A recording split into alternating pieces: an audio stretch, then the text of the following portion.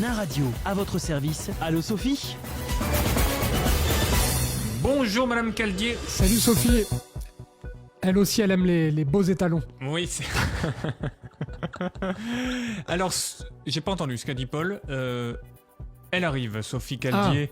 On est vraiment dans l'anticipation aujourd'hui. Ça fait plaisir. Ça fait plaisir, Benji. On peut peut-être relayer quelques messages des réseaux sociaux. Bien sûr, déjà vous donner, puisque l'émission touche à sa fin, on va vous donner le résultat du sondage. 73% des gens ici à La Rochelle et en Charente-Maritime ne comptent pas remettre leurs enfants à l'école à partir du 11 mai. C'était un sondage publié sur la page Facebook de Nain Radio. 73% à dire hors de question, 27% à dire évidemment. On a aussi des messages sur le Facebook Live avec Lucien qui nous demande pourquoi le prix des masques n'est pas plafonné. Il a été plafonné en tout cas dans les grandes surfaces à 95 centimes par masque, même si en règle générale ça coûte beaucoup moins cher puisqu'ils sont vendus par lot de 10, 20 ou 50.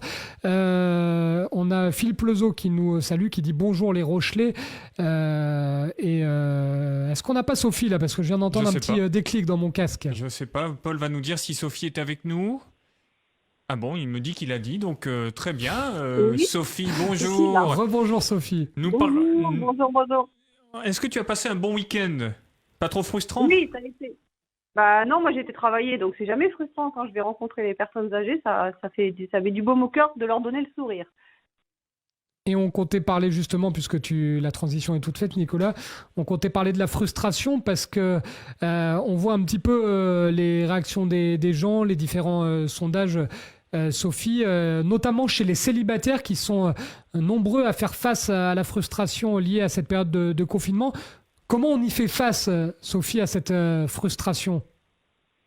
Alors, le premier point, ça serait ne pas chercher à éviter cette frustration, hein, mais vraiment essayer de l'accepter en se disant que ça va s'arrêter à un moment, alors peut-être lundi prochain, on verra, et penser plutôt à l'après-confinement. Donc, hein, c'est plutôt le propre de l'humain de pouvoir, nous, on est capable de se projeter dans l'avenir, donc de voir pour après comment ça sera et de pouvoir justement peut-être retourner à l'essentiel.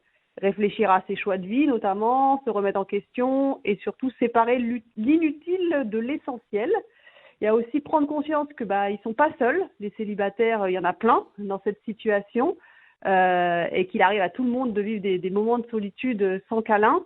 Donc je sais que c'est pas vraiment une façon de gérer, mais en tout cas plus on acceptera, l'acceptation est déjà un bon moyen pour diminuer la frustration. Et puis, bien évidemment, toujours garder le lien avec les autres, avec les amis, mais aussi peut-être avec des possibles contacts. Je sais, moi, dans mes patients célibataires que j'ai encore en visio actuellement, ils se sont quand même réinscrits sur des sites de rencontres et ils communiquent avec des femmes ou des hommes. Et du coup, ne pas perdre le lien et même en profiter peut-être pour approfondir la relation avant de se rencontrer. Voilà. Et puis l'avantage d'être confiné seul aussi, ça c'est pour se dire je suis frustré, ok, mais l'avantage, on évite les conflits avec les proches. Si on était confinés tous ensemble, peut-être qu'il y aurait des crises qui se réveilleraient, que ce soit en famille ou en couple. Et puis c'est aussi, comme je disais tout à l'heure, retourner à l'essentiel, hein, donc pouvoir réfléchir vraiment à ses choix de vie et à ce qu'on va mettre en place après cette période de confinement. Moi, j'ai beaucoup aussi de patients qui, là, ont fait vraiment une remise en question totale, qui ont écrit beaucoup, qui se sont beaucoup posé de questions et qui ont mis les choses à plat pour pouvoir rebondir après le confinement.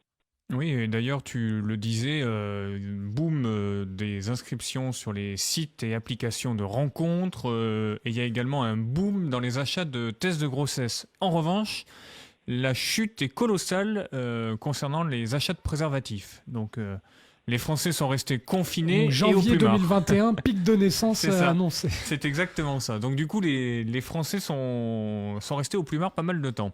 Ça t'étonne, toi, tout ça, Sophie ? Parce que le confinement, ça doit être compliqué quand même. Oui, moi, je dis souvent en rigolant quand on me dit il y a eu beaucoup de tests de grossesse achetés, il y aura beaucoup d'enfants qui n'auront aucun parent à la fin du confinement, parce peut-être qu'au début du confinement, on a beaucoup plus fait l'amour et qu'aujourd'hui, là, on commence à moins se supporter, peut-être, hein, j'en sais rien pour certains couples, en tout cas, au milieu du confinement, il y a eu vraiment des crises de couple. Et puis à la fin du confinement, il y a peut-être à nouveau des réconciliations. Donc on verra peut-être un pic 9 mois après le début du confinement, ou 9 mois après la dernière semaine du confinement où il y a eu des réconciliations, des pics de naissance dans 9 mois. Mais sinon, au milieu, c'est vrai qu'il y a quand même eu une crise, il y a eu beaucoup de crises de couple et une remise en question, alors que c'est pas là forcément qu'il faut remettre en question son couple. Même si les défauts sont exacerbés d'un côté comme de l'autre, c'est pas forcément là qu'il faut remettre tout en question. C'est une légende, ça, ou c'est la réalité, la fameuse réconciliation sur l'oreiller, Sophie, toi qui es sexologue et sexothérapeute?